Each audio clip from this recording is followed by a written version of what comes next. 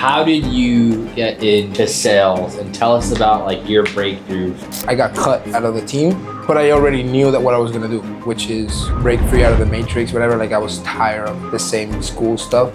I got fired. My journey has not been easy whatsoever, but I knew what was on the other side. Talk to me about the lessons that you've learned along that journey and how it forced you to grow. Wow.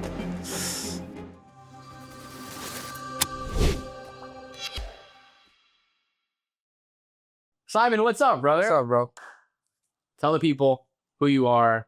If you don't know this guy, you probably do. You probably should. He's the best. He probably sold you, honestly, at Sun Blue. So, but please, Simon, take over. What's going on, guys? I'm Simon. I'm born and raised in Venezuela.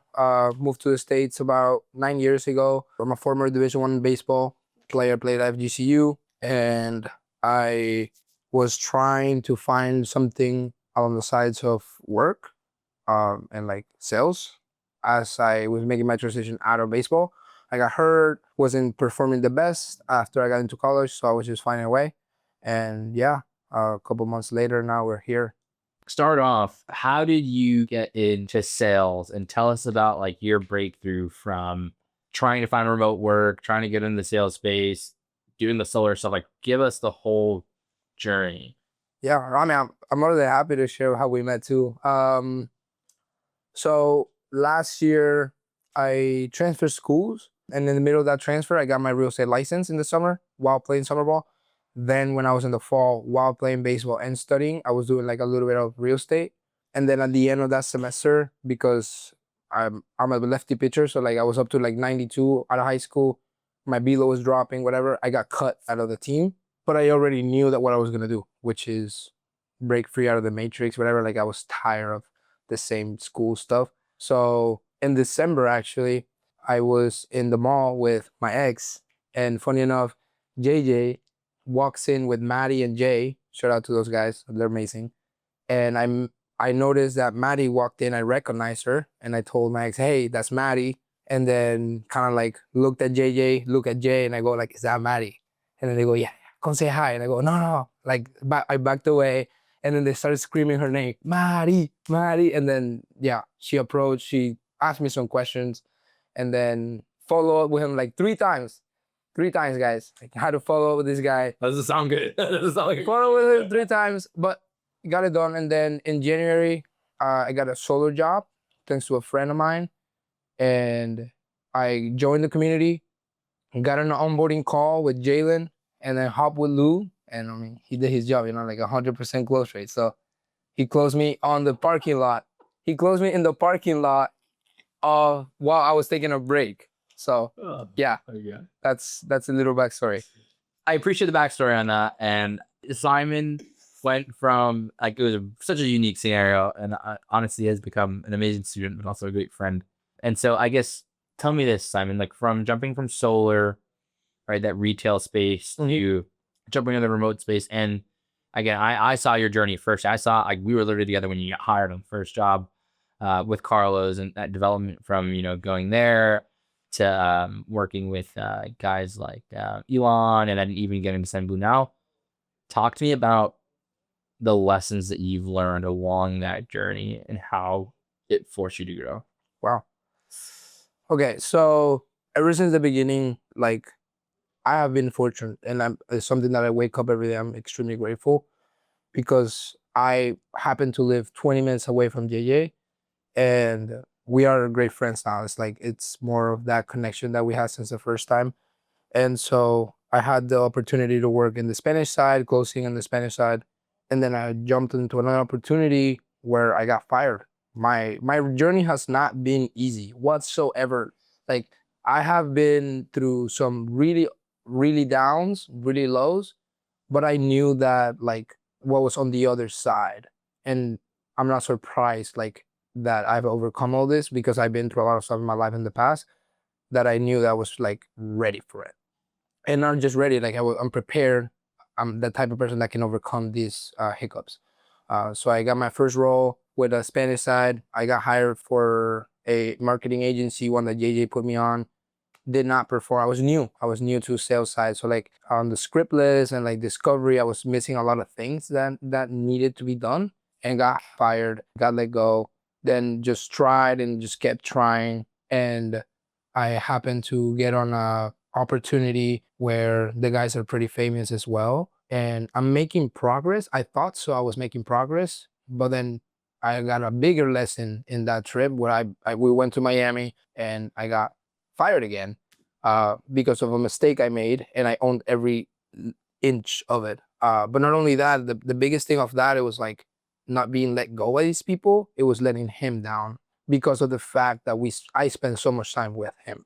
So I do have a chip on my shoulder sometimes where like, maybe I shouldn't say this in camera, but I spend so much time with him, with the team, that it almost feels illegal to not perform, genuinely, because I get the most value that has anyone, and like I'm so grateful for it. I got Cole, I got Scott, but I also spent personal time with JJ, so that growth side. So I got let go on that side, and that's when I was like, there's something that need to change, and that's what like actually everything shifted. So it was like 6 weeks ago, and I got scammed too. Like I didn't even get paid commissions.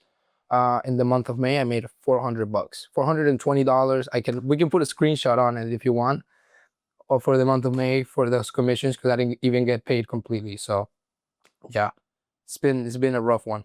Well, that's the rough side. Let's talk about the good side. So, like, I mean, obviously, like, there's a lot of lessons that came along that way. Yeah. But getting to where you're at now, talk to me about like how that developed you to be able to actually get this role, land this role at Sen Blue.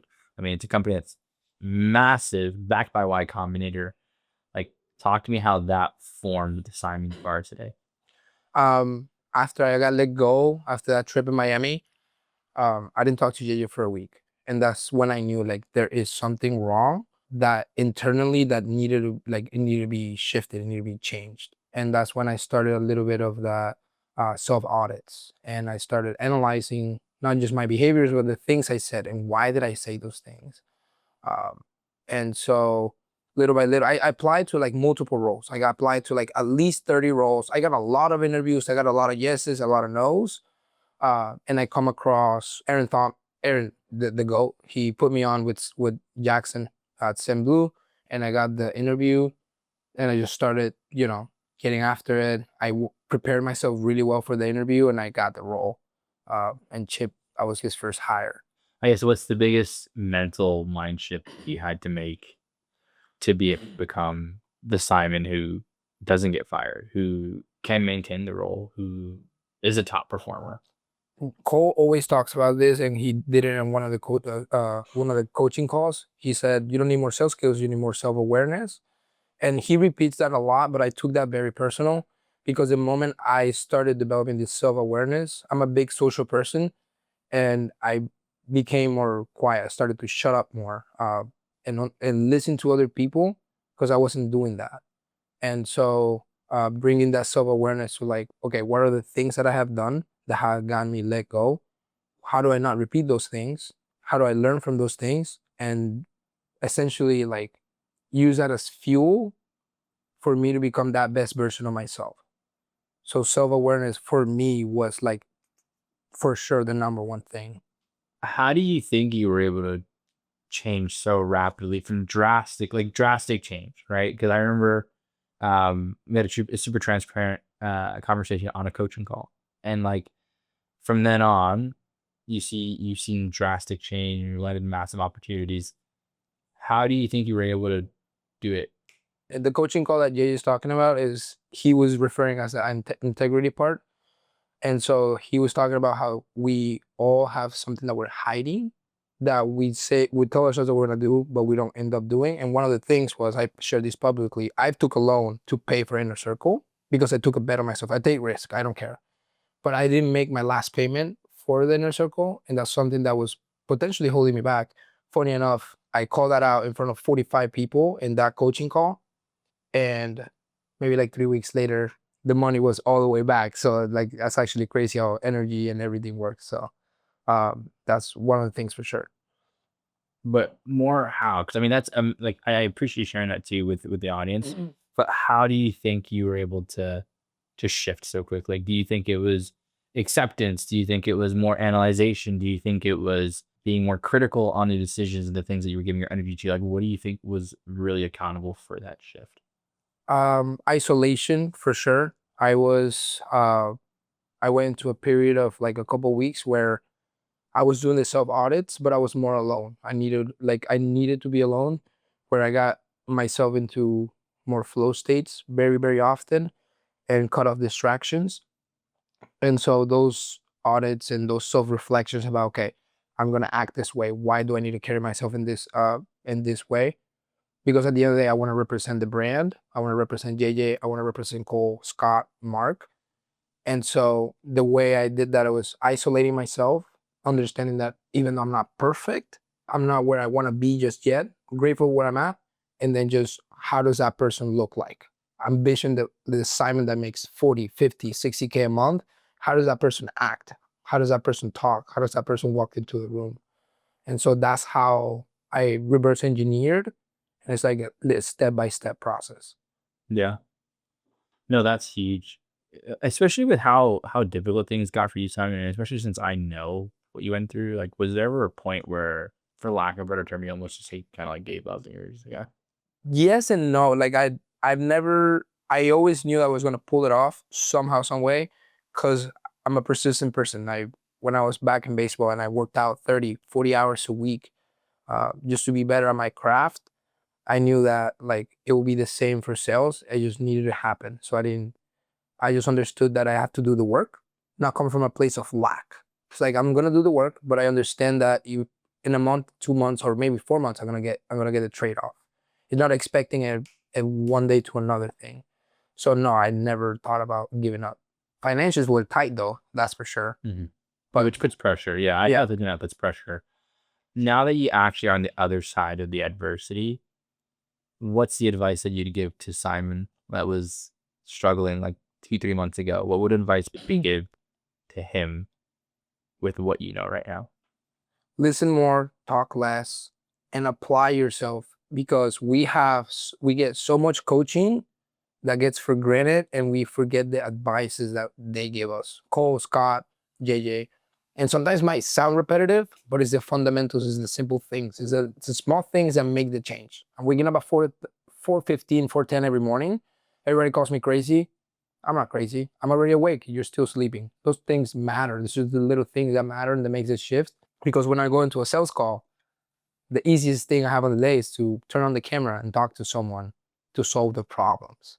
I'm already solving my problems at 4 in the morning. I'm already meditating, reading, anything that needs to be done. I'm already doing that. So When you think about your journey and you think about the development you've made, is there anything you would have changed?